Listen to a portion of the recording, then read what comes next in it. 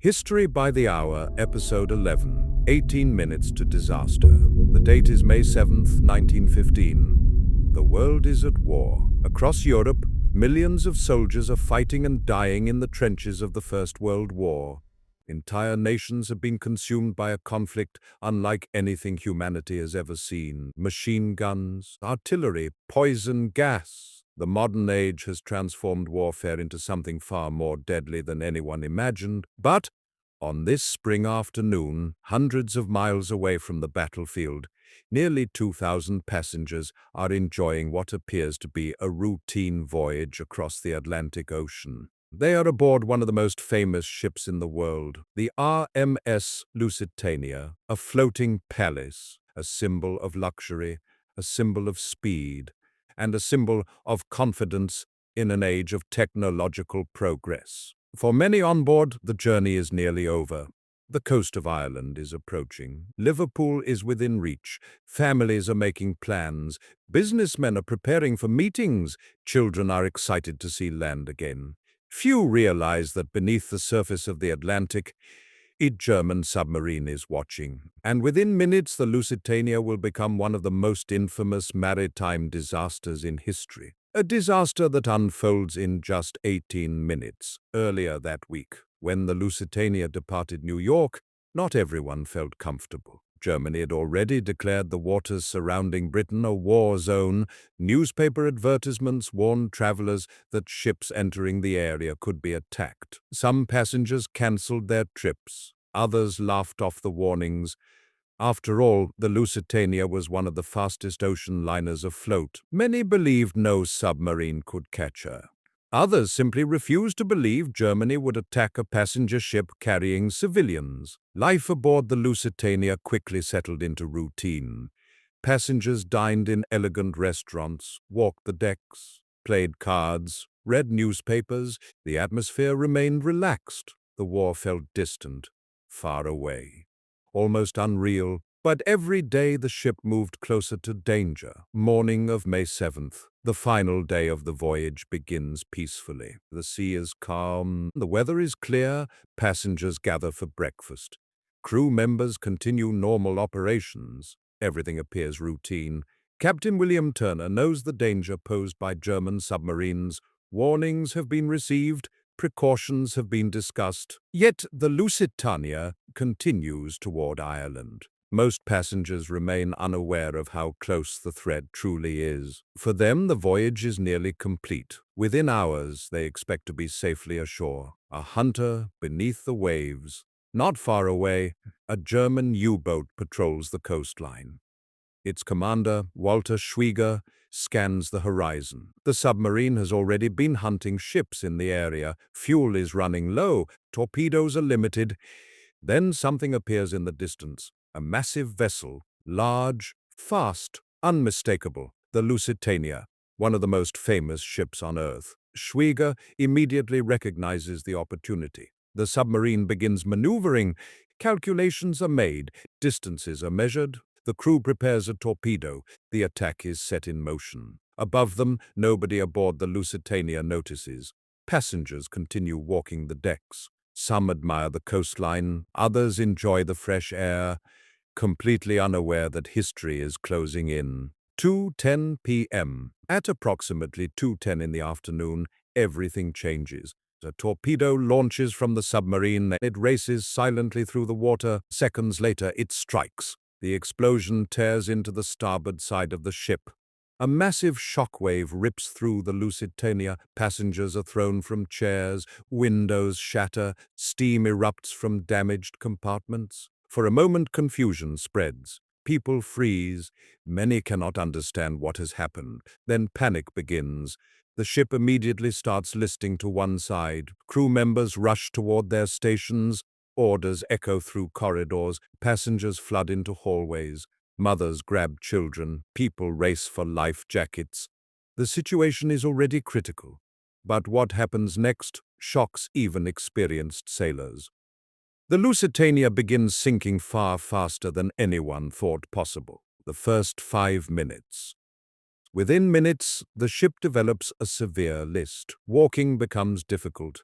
Furniture slides across rooms. Passengers struggle to keep their footing. Lifeboat crews attempt to launch boats.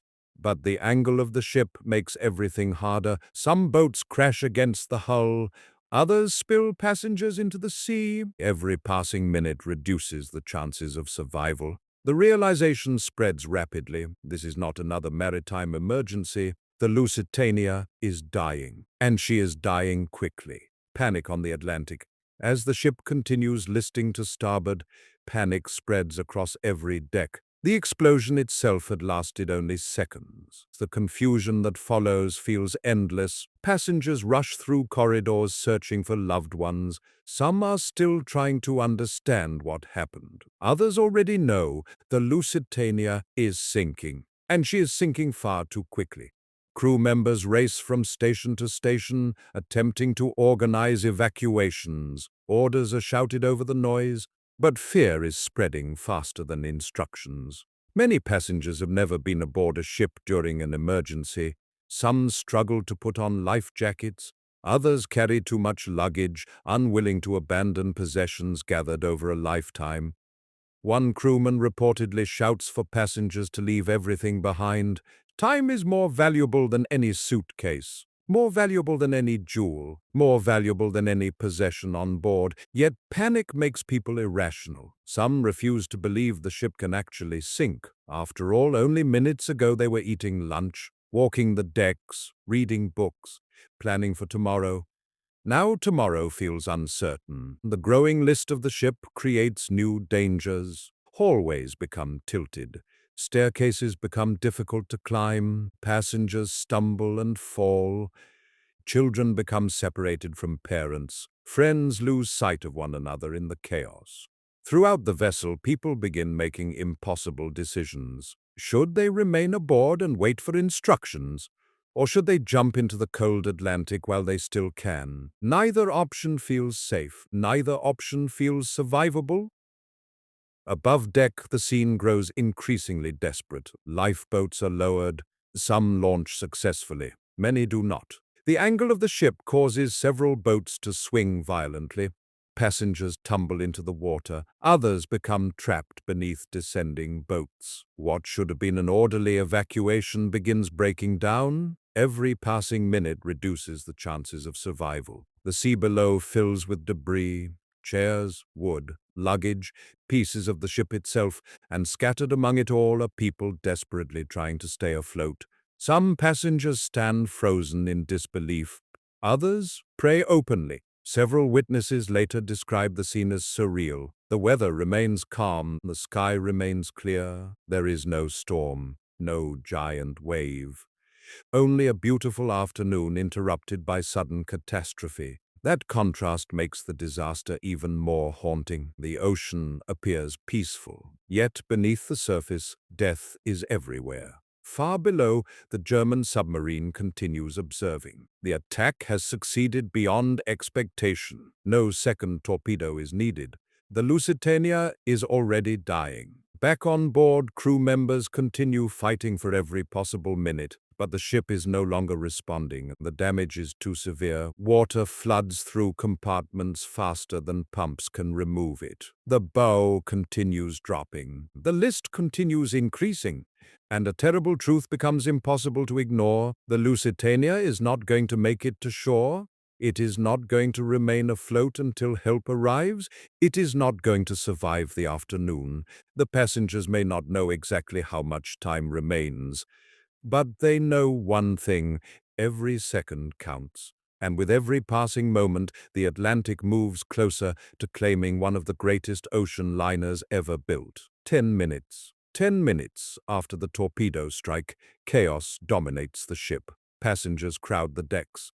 Some pray, others scream. Many desperately search for family members. The list continues increasing. Launching lifeboats becomes nearly impossible. The sea below begins filling with debris and people. Those who jump face freezing water. Those who remain on board face a sinking ship. Neither option offers much hope. Crew members continue fighting to save lives, but time is running out. The bow sinks lower, the stern rises higher. The Atlantic is winning, 15 minutes. By now the end feels unavoidable. Water floods deeper into the vessel. The angle becomes extreme. Passengers cling to railings. Many lose their footing entirely. The ship groans under tremendous strain. Everything happens so quickly. Too quickly. A disaster of this magnitude should take hours, yet the Lusitania is disappearing before everyone's eyes. The coastline of Ireland remains visible, so close and yet impossibly far away. Rescue cannot arrive in time. 18 minutes to disaster. Then comes the final moment. Only 18 minutes after the torpedo struck, the Lusitania slips beneath the waves, gone.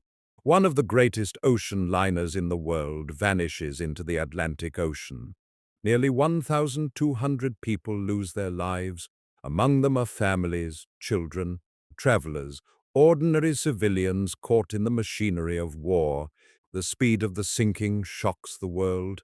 Few believed such a massive vessel could disappear so quickly. But the evidence is undeniable. The Lusitania is gone, and the world will never forget it. The aftermath. News spreads rapidly. Newspapers publish dramatic headlines.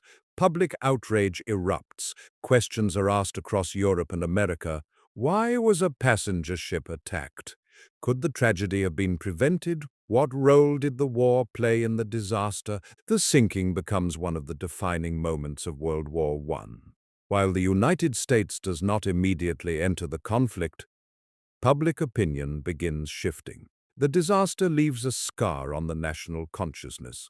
It becomes a symbol of the war's growing brutality, a reminder that civilians are no longer safe from its reach. Closing. Today, more than a century later, the story of the Lusitania remains one of history's most haunting maritime disasters. Not because it lasted for hours, not because rescue efforts stretched across days, but because everything happened so quickly. A luxury liner nearing the end of its journey, a submarine hidden beneath the waves, a single torpedo, and 18 minutes later, an entire world changed. The Lusitania, a ship remembered not only for how it sailed, but for how it sank, and for the 18 minutes that became a disaster the world would never forget.